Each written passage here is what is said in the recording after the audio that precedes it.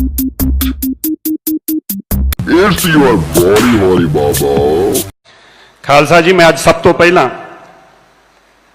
उस महान सिख जरनैल योधे नूं जिहड़ा चीन दे नाल ऐसी लड़ाई लड़िया कि अज अखबारां नूं ये लिखण नूं मजबूर होना पै रहा है कि गुरतेज सिंह जिहड़ी की उम्र कुल 23 साल सी, वो गलवान घाटी का सुपर हीरो सी। मैनूं बड़ा फकर आ कि उस अमृतधारी सिख ने 23 साल की उम्र के अंदर जिस तरीके गुरु साहब तो दिती बख्शिश के सदके एक ऐसी लड़ाई लड़ी जिसनों मैं नहीं कह रहा बल्कि सुबीर भूमिक ये एक बंगाली आ जिसने अपना लेख लिखा है। ये लेख जरूर पढ़ियो जे, तुहाडे रूह कंडे खड़े कर दूगा। और जिस भावना नाल उसने लिखा है मैं उस भावना नाल तुहानूं दसना चाहना है। उन्हें कहा कि मेरे वर्गे एक बंगाली वास्ते जिहड़ा मिलिटरी स्कूल का प्रोडक्ट होवे उहदे वास्ते छोटे भाई गुरतेज दे वास्ते लिखना रोण दे बराबर सी। मैं लिख लिया, मेरे अथरू वंग रहे सी। वो कहता कि तीजे कतक दल दा सिख गनर जिहड़ा मीडियम रेजीमेंट तो सी, जदों 16वीं बटालियन के उत्ते हमला हुंदा है जिहड़ी कि बिहार दी सी, ये सिख उत्थे पहुंचदे ने ते इन्हां दे कोल कोई हथियार नहीं सी। अपनी श्री साहब दे नाल ही 23 साल के इस नौजवान ने ऐसा हमला किया कि जेड़े नाल सैनिक सी उन्हां दी मूंहों दसी गल मैं लिख रहा है कि 4 चीनियां ने जदों गुरतेज नूं आके घेर लिया, दोवां नूं उहने थल्ले सुट लिया ते 2 दे उत्ते आके पै गए।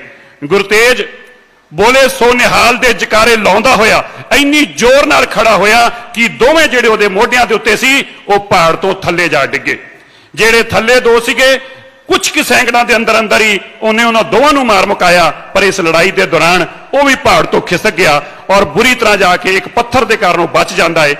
इस वेले तक वो बड़ी बुरी तरह जख्मी हो चुका, उसके सिर च चोटां ने, उसकी गर्दन ते चोटां ने, पर उस गुरु के सिख ने वापस अपने आप नूं खड़िया किया। बोले सो निहाल दे जकारे लाउंदा होया अपनी पग नूं दोबारा तो बन रहा लपेट रहा है और आउंदियां ही उसने फिर अपनी श्री साहब नाल वार किया ते कई चीनियां नूं उहने मौत दे घाट उठा दिता। वो लिखता है कि वह इस तरह की लड़ाई लड़ रहा सी, उसके अंदर ऐसा जज्बा सी कि सारे सैनिक वेख के उन्होंने हैरान हो रहे सी कि क्या एक इहदे अंदर ऐसा दौत वर्गी ताकत कित्थों आ गई है। शेरां वर्गू गरजदियां उसने चीनियां की कृपाण खोई और इस दौरान 7 चीनियां नूं होर मार दिता उसने। कुल हुण तक 11 चीनियां नूं और मौत दे घाट उतार चुकिया सी। गुरतेज सिंह दी 23 साल दी इस बहादुरी नूं देख के जदों चीने मैदान छड़ के भज रहे सी, एक चीने ने पिछों आके उस दे ते वार किया और कृपाण उहदे आर पार कर दिती। ये वार गुरतेज चल ना सकिया, लेकिन मरदे हुए भी गुरतेज ने, शहीद हुंदे हुए भी गुरतेज ने वापस मुड़िया और जिसने उहदी पिठ ते वार किया सी उहदे सीने नूं पाड़ के उसने उसनूं भी शहीद उत्थे ही मारता और 12 चीनियां नूं मारन तो बाद शहीद गति नूं, वीर गति नूं प्राप्त होया। ऐसी गुरतेज ने करतब दिखाया। ये बंगाली लिखता है कि वो बाबा बंदा सिंह बहादुर दी उस कौम का सूरवीर सिपाही उस तरीके ही शहीद होया जिवें हुण तक सिखा ने अपना ऐसा करतब और ऐसी दुनिया के अंदर एक ना लिखे जाने वाली, कलमा नाल कलम बंद ना करे जाने वाली अपनी ऐसी बहादुरी के कतक दिखाए। इस तरीके गुरतेज ने दिखाए। उन्हें लिखा, गुरतेज छोटे भाई मेरा तेरा रिश्ता कोई नहीं, पर मेरा तेरा जो रिश्ता है मैं तेरी अपनी इस कलम दे नाल तेरी इस बहादुरी नूं देश नूं दसदा पिया है। अपने दादा, क्योंकि उत्थे बंगालियों नूं प्यार नाल दादा कहंदे ने, अपने दादा नूं तू जरूर उत्थे याद करी। उन्हें बहुत कुछ अगे लिखा सिखां दे बारे च। मैं लंबा ना जांदे होए मैं अगली गल भी जरूर दसना चाहुंदा है। इस लेख नूं लिखण पढ़न तो बाद मेघालय के गवर्नर वो भी बंगाल दे ने, तलगथा रॉय, जो उन्होंने अल्फाज कहे खालसा जी साडे लई जानने वो भी उतने ही जरूरी ने। वो लिखते ने कि मैं डियर सुबीर, मैं तेरा लेख लिखण तो पढ़न तो बाद ये कहना चाहना है कि मैं भी अपने आप नूं एक सिख मनदा है। मैं भी समझदा है कि मैं उस रिलेशन दे बहुत नेड़े हाँ। क्यों? क्योंकि सिखां दे अंदर they are the best ethics, उन्हां दे अंदर जिहड़ी भावना है वो सच्ची आ। उन्हें अगे लिखिया है कि ये लोग ने जदों लोड़ पैण दे उत्ते मानवता की लंगरां की सेवा अगर कोई करनी सीखनी आ तो सिखां तो सिखो। वो लिखता है ਕਿ ਜਦੋਂ ਮਹਾਰਾਸ਼ਟਰ ਦੇ ਅੰਦਰ ਪਾਣੀ ਦੀ ਲੋੜ ਪੈ ਗਈ ਤੇ ਸਿੱਖਾਂ ਨੇ ਆਪਣੇ ਘਰਾਂ ਚੋਂ ਟੈਂਕਰ ਕੱਢ ਕੇ ਮਹਾਰਾਸ਼ਟਰ ਦੇ ਸਿੱਖਾਂ ਨੂੰ ਮਹਾਰਾਸ਼ਟਰ ਲੋਕਾਂ ਨੂੰ ਪਾਣੀ ਤੱਕ ਪਹੁੰਚਾਇਆ। ਕਹਿੰਦਾ ਕਿ ਮੈਂ ਕਦੀ ਕਿਸੇ ਸਿੱਖ ਨੂੰ ਭਿਖਾਰੀ ਨਹੀਂ ਦੇਖਿਆ।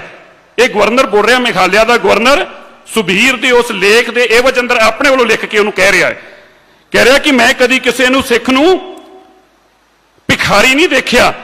ਇਹ ਇੱਕ ਐਸਾ ਧਰਮ ਆ, ਇਹ ਇਨਟੋਲਰੈਂਟ ਵੀ ਆ, ਇਹ ਬਰਦਾਸ਼ਤ ਵੀ ਨਹੀਂ ਕਰਦਾ। ਕੀ ਨਹੀਂ ਬਰਦਾਸ਼ਤ ਕਰਦਾ? ਕਹਿੰਦਾ ਜਦੋਂ ਕੋਈ ਸਿੱਖ ਤੇ ਹਮਲਾ ਕਰ ਦੇਵੇ, ਸਿੱਖ ਦੇ ਧਰਮ ਤੇ ਹਮਲਾ ਕਰ ਦੇਵੇ ਤੇ ਸਿੱਖ ਫਿਰ ਉਸ ਨੂੰ ਐਸਾ ਸਬਕ ਸਿਖਾਉਂਦੇ ਨੇ, ਉਹ 14 ਪੁਸ਼ਤਾਂ ਤੱਕ ਯਾਦ ਰੱਖਦਾ ਹੈ ਕਿ ਮੈਂ ਸਿੱਖ ਨਾਲ ਪੰਗਾ ਲਿਆ ਸੀ। ਇਹ ਮੈਂ ਨਹੀਂ ਕਹਿ ਰਿਹਾ, ਮੈਂ ਫੇਰ ਕਹਿ ਦਵਾਂ, ਇਹ ਗਵਰਨਰ ਕਹਿ ਰਿਹਾ। ਖਾਲਸਾ ਜੀ, ਇਹ ਲੇਖ ਪੜ੍ਹਨ ਤੋਂ ਬਾਅਦ ਕੋਈ ਐਸਾ ਇਨਸਾਨ ਨਹੀਂ ਹੋ ਸਕਦਾ ਜਿਹਦੇ ਅੱਖਾਂ 'ਚ ਦੋਵੇਂ ਪ੍ਰਕਾਰ ਦੇ ਅਥਰੂ ਨਾ ਹੋਣ। ਸੁਬੀਰ ਨੇ ਇਹ ਵੀ ਕਿਹਾ ਕਿ ਮੈਂ ਉਹਦੇ ਪਿੰਡ ਸੰਸਕਾਰ ਵੇਲੇ ਨਹੀਂ ਪਹੁੰਚ ਸਕਿਆ, ਪਰ ਮੈਨੂੰ ਪਤਾ ਹੈ ਜਦੋਂ ਉਹਦੇ ਪਿਤਾ ਦੇ ਅੱਖਾਂ 'ਚ ਅਥਰੂ ਹੋਣਗੇ ਆਪਣੇ ਪਿਓ ਦੀ ਆਪਣੇ ਬੱਚੇ ਦੀ ਸ਼ਹਾਦਤ ਦੇ, ਤੇ ਉਹਦੇ ਪਿਓ ਦੇ ਮਨ 'ਚ ਔਰ ਅਥਰੂਆਂ 'ਚ ਇਹ ਸਤਿਕਾਰ ਔਰ ਮਾਣ ਔਰ ਫਖਰ ਵੀ ਹੋਏਗਾ ਕਿ ਮੇਰਾ ਬੇਟਾ ਇੱਕ ਸੱਚੇ ਸ਼ਹੀਦ ਔਰ ਇੱਕ ਸੱਚੇ ਸਿੱਖ ਵਰਗੂ ਲੜਿਆ ਹੈ, ਜਿਸ ਨੇ 12 ਚੀਨੀਆਂ ਨੂੰ ਮਾਰ ਮੁਕਾਇਆ ਹੈ। ਮੈਨੂੰ ਇਸ ਗੱਲ ਦਾ ਬੜਾ ਫਖਰ ਆ। ਇਹ ਦੱਸਦਿਆਂ ਮੈਂ ਵੀ ਬੜਾ ਮਾਣ ਮਹਿਸੂਸ ਕਰਦਾ ਹਾਂ ਕਿ ਮੈਂ ਜਿੱਥੇ ਉਹਨਾਂ ਸਾਰੇ ਹੀ ਸਿੱਖਾਂ, ਉਹਨਾਂ ਸਾਰੇ ਹੀ ਆਰਮੀ ਦੇ ਜਵਾਨਾਂ ਦੇ ਪਿੱਛੇ ਜਿਹੜੇ ਇਸ ਦੁਨੀਆ 'ਚ ਨਹੀਂ ਰਹੇ ਔਰ ਸ਼ਹੀਦ ਹੋਏ, ਉਹਨਾਂ ਦੇ ਪਿੱਛੇ ਸਦਕਾ ਤੇ ਸਤਿਕਾਰ ਦੇ ਆਪਣੇ ਫੁੱਲ ਅਰਪਿਤ ਕਰਦਾ ਹਾਂ। ਉੱਥੇ ਮੈਂ ਗੁਰਤੇਜ ਦੇ ਪ੍ਰਤੀ ਵੀ ਇਹ ਮਹਿਸੂਸ ਕਰਦਾ ਹਾਂ ਕਿ ਐਸੇ ਸਿੱਖ ਨੇ ਇੱਕ ਰਹਿੰਦੀ ਦੁਨੀਆ ਤੱਕ ਵਾਸਤੇ ਇੱਕ ਐਸਾ ਆਪਣੀ ਹਿਸਟਰੀ ਦੇ ਅੰਦਰ ਨਾਮ ਲਿਖਾਤਾ ਕਿ ਦੁਨੀਆ ਰਹਿੰਦੀ ਦੁਨੀਆ ਤੱਕ ਉਹਨੂੰ ਯਾਦ ਕੀਤਾ ਜਾਊਗਾ।